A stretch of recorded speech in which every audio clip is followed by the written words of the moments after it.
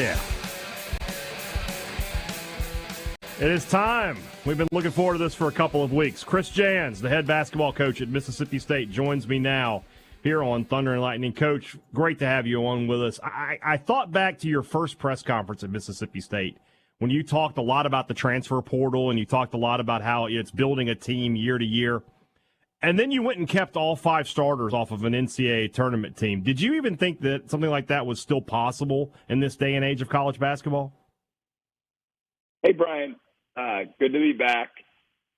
I haven't pondered that question very long, but I would say I don't know the facts, but I can't imagine there's many teams across the country that have 5 starters back. I don't know of any off the top of my head, but I certainly don't track all 363 Division I teams. But it is quite remarkable, and we took great pride in the fact that those folks made the decision to come back and be Bulldogs. And when I first arrived, certainly a part of, getting a new job is players you inherit. And, it's the same old, hey, you didn't sign up to play for us. Give us a chance. And for the most part, we got the kids to stay that we wanted to after we did a brief evaluation of video, getting to know them, et cetera.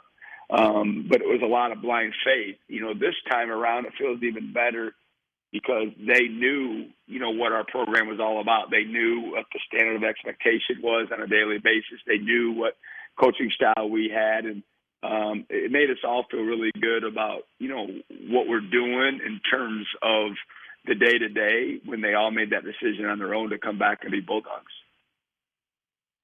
I know that there's a wide gulf of difference between the expectations that you have for your program versus what the expectations of the media would have or what a fan would have of your program. But I will tell you from my own perspective, last year, I did not expect that to be an NCAA tournament team. This year, I do expect it to be you to have an NCAA tournament team.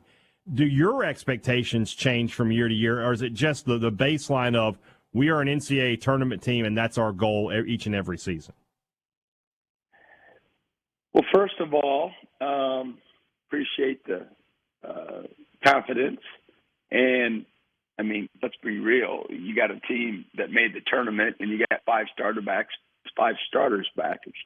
plus, 2 or 3 other guys that made some impact, and you added, some quality pieces. So I would imagine that people that really follow us would have had that expectation. Now, obviously, the injury situation has really hit us, and that could change people's minds. But to be perfectly honest, every year for quite some time, making March Madness was the ultimate goal. And I'm not going to go into the details of it, but I will admit that in our first meeting that we had as a group this fall, I changed the big goal that we normally have every year. It's the first time I've ever done it as a head coach. So, I have bigger expectations going forward now that we've established ourselves and we've got, our culture instilled and got some, more of our players and just got a better feel for the landscape of what this job entails and the league that we're in and the opportunities that exist for us. So, we're shooting for bigger goals going forward. I can't imagine that changing in the near future. You mentioned the injury, and obviously that happened a couple weeks ago where you had to let Mississippi State fans know that Tolu Smith had suffered an injury, was going to be out for an extended period of time. Tell us a little bit about how he's doing in rehab, and when do you expect to see him back on the court? Yeah, he's doing great. The first 48 hours was pretty rough for everybody. Most importantly, Tolu and his family. Certainly, no one would have expected that, and it's not what he wanted, nor obviously us. But, he got through it. Mentally he was pretty down. I was very, very disappointed. Fortunately, the day he got hurt, we were scheduled to be off the next day, and I can't imagine having to go back to practice the day after that. We all needed to kind of process what had just happened, and for us coaches try to figure out what the message is going to be It was on a Tuesday and that Thursday when we headed back to practice. But most importantly, we just wanted to make sure he was good, and get him to see, the bigger picture, even though at the time it was hard to see that, through the forest. But he's in wonderful spirits now. He is attacking rehab just like I thought he would. He possesses as strong a work ethic as anyone I've ever coached. So I'm not worried about that. Now, the timeline still hasn't changed. We're still pretty much in the infant stages of his rehab. They told us from the get-go it would be mid-January for his return. And certainly, we're going to keep our fingers crossed that his rehab goes well. And, maybe there's a chance for him to inch that up as we get closer to it.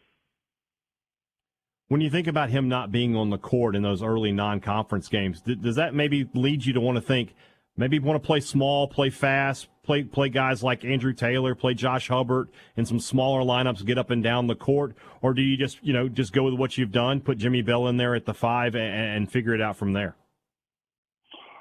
Well, first of all, I hated thinking about it for 48 hours, to be honest with you. It was a pretty sobering time for everybody. I told my wife, I said, hey, the feel-good fall is over.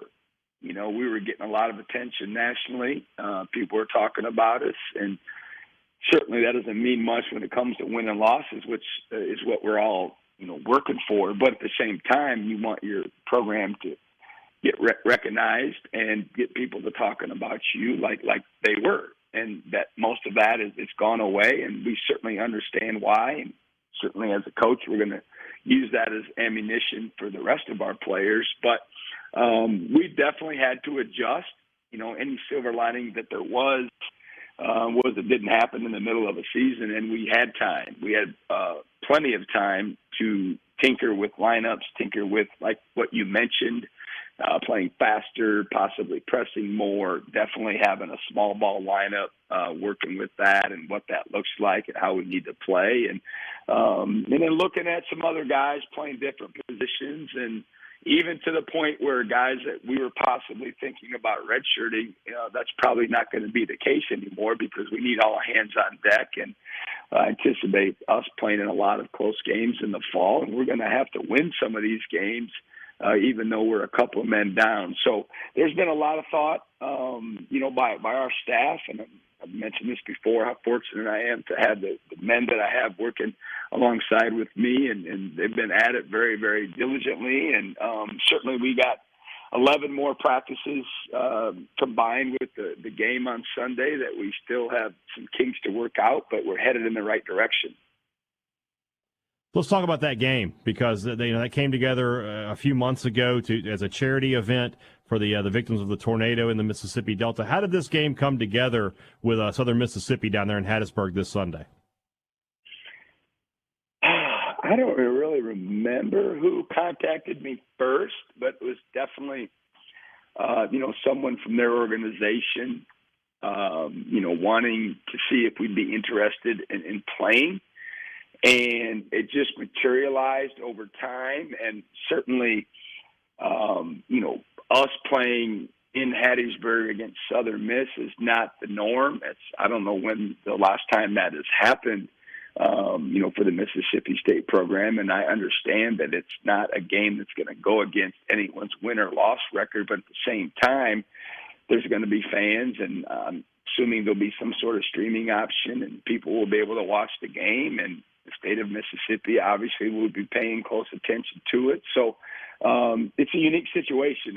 I love that we're being able to do this. I love that it's for charity, and we're being able to help the residents that were affected in the Delta. And I feel really good about our team, being a part of trying to help. And, to be able to go down there and play them in our own state is kind of cool.